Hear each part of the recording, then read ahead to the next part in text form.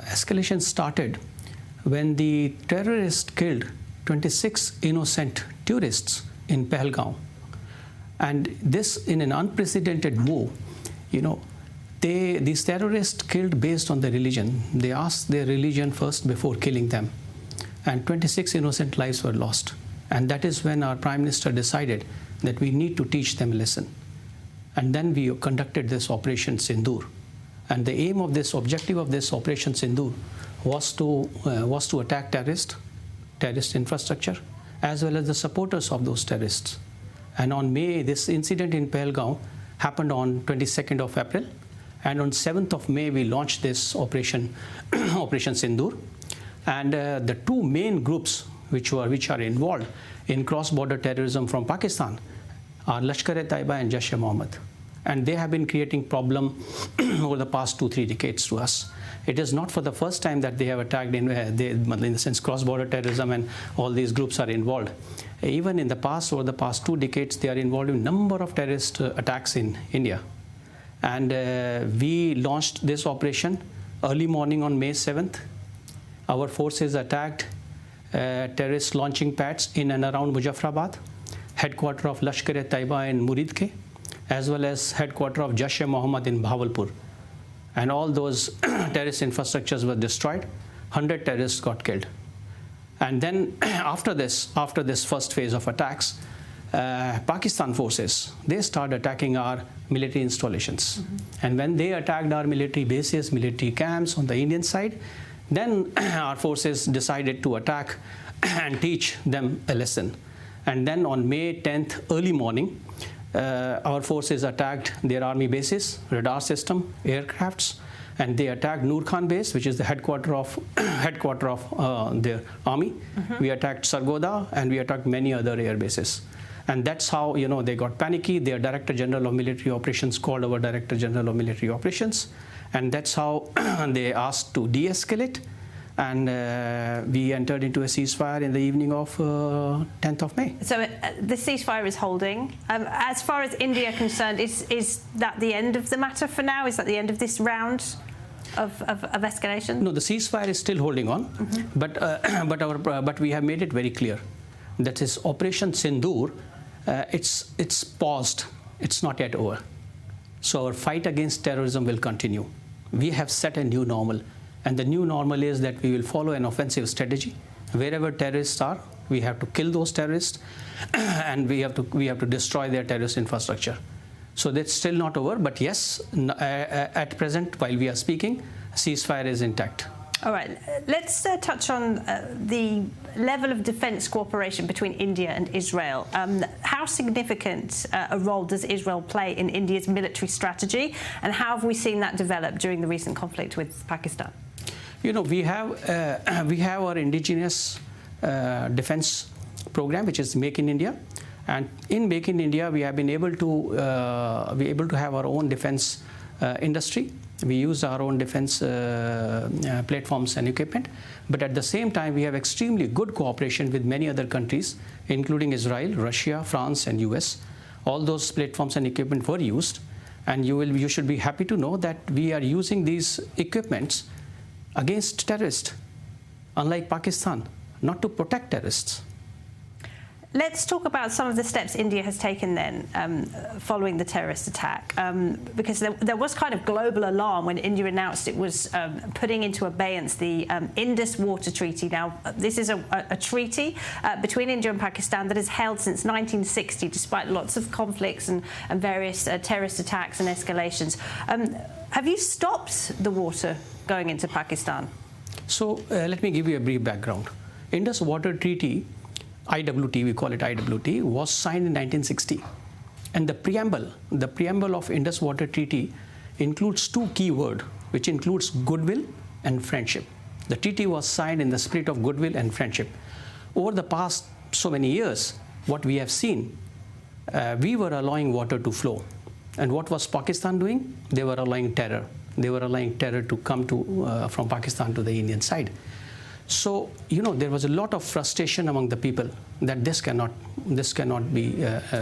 go ahead like this. Our Prime Minister, after this attack, our Prime Minister said that the blood and water cannot flow together. And that was the reason. That was the reason that we decided to put this IWT in abeyance. Means this is not operational. And we have told to the Pakistan side that they have to stop cross-border terrorism before it becomes again, operational. Because Pakistan have said they see that as an act of war. Yeah, but the other side is, if I start recounting the number of terrorist attacks organized by LashkarTaiba and Jaish-e-Mohammed in India, and let me tell you, in 2001, they attacked Indian Parliament in Delhi. In 2008, Mumbai attack, we lost 166 people, including some from your nationality. LashkarTaiba was involved. In 2016, Uri base camp, Pulwama attack, and now the Pahalgam attack. Believe me, the root cause is these two groups. Jaish-e-Mohammed, the leader of Jaish-e-Mohammed, Masood Azhar, LashkarTaiba leader Hafiz Saeed. All these, LashkarTaiba was involved in Mumbai attack. They need to do very simple thing. When the preamble includes goodwill and friendship, they just need to hand over these terrorists to us.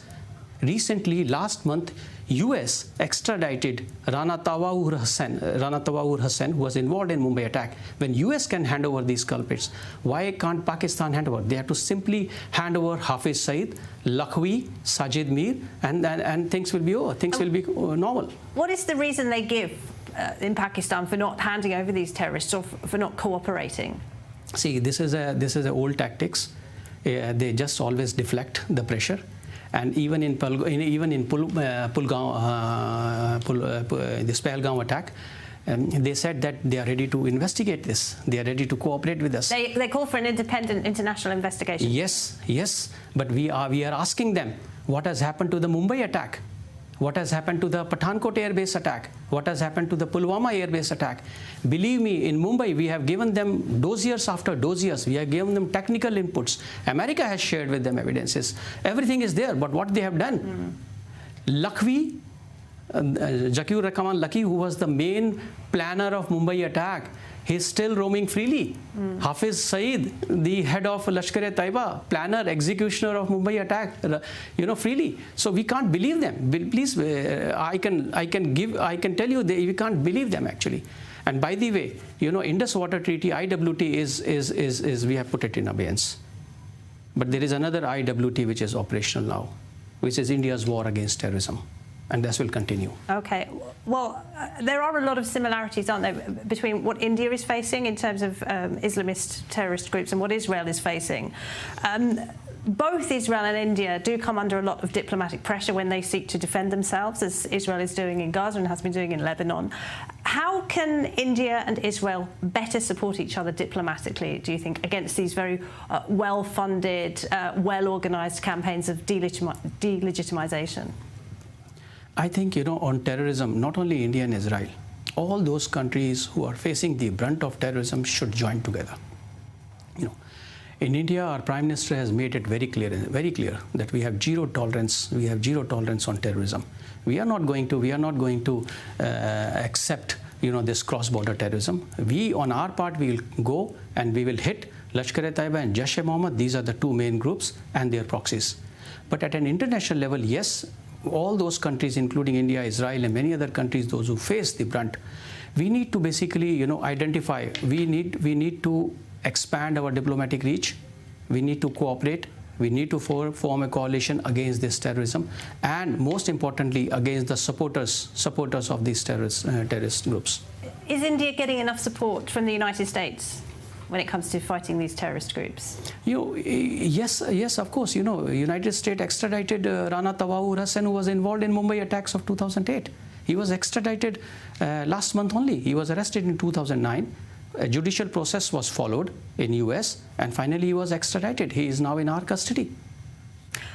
Let's move on and talk a bit about the future and the economic cooperation between Israel and India, which is blossoming. Tell me, where do you see the most potential when it comes to growth? Which sectors, which industries, where do you see the most potential for growth?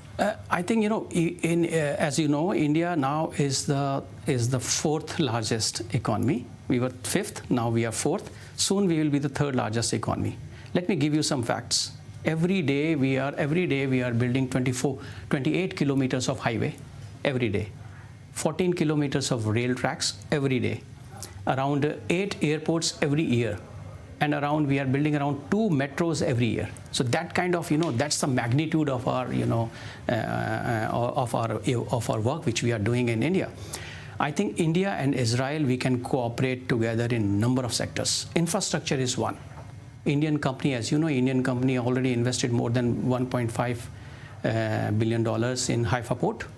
Similarly, many Indian companies are interested in Tel Aviv metro station. And infrastructure is one. Another is the agriculture. Your Israeli companies are very, very advanced in agriculture technology. In India, 60-65% of population still depends on agriculture. That's another field. Water management is another field, I think, and I'm visiting various, water management plants in Israel. Quite an impressive technology you have. I think these can be easily, easily explored. Defense cooperation in another area. I think we are doing great in defense cooperation, but we need to further expand. There is a lot of potential in defense cooperation also. And the last is the workforce. You need a lot of workforce, and we can easily provide you skilled professional workforce, Well, that brings me on to my next question, because we saw thousands of Indian workers come over to Israel following the October 7th attacks, because for obvious reasons Arab workers were no longer travelling to Israel to work. Is that trend set to continue, and what kind of numbers are we talking about? And do Indian workers feel safe here? Of course. Even during the time of crisis, there was never a security issue for the Indian workers as such. You need workers, and we have workers. We have signed migration and mobility agreement with many countries. We believe in legal migration, and I think Indian construction workers are here. Similarly, caregivers are in great demand, and there are other sectors like agriculture workers, workers in hotel industry. So I think we are in touch with the concerned authorities of Israel, and this is an area, this is a very promising area we can explore further. India is a huge country. Israel is a tiny country, but as we have spoken about, the two countries do face a lot of the similar challenges and also the similar potential for economic growth. Just give me a sense of where you see that cooperation over the next few years. I see a very promising future for India-Israel cooperation. We have strategic partnership between us. There is a need to further expand it. There is a need to further consolidate this partnership. And as I said, infrastructure development. In fact, I missed science and technology. That's another one, Yes, that's another one. Be it in innovation, be it in quantum computing or cybersecurity. That's another area of cooperation. So we need to identify these areas. We need to further expand it, consolidate it, and I think you have Israel ecosystem. You have some strengths. We have our own strengths. We just need to combine them, All right. And there's a great future. Mr. Singh, Your Excellency, thank you very much indeed. Thank you.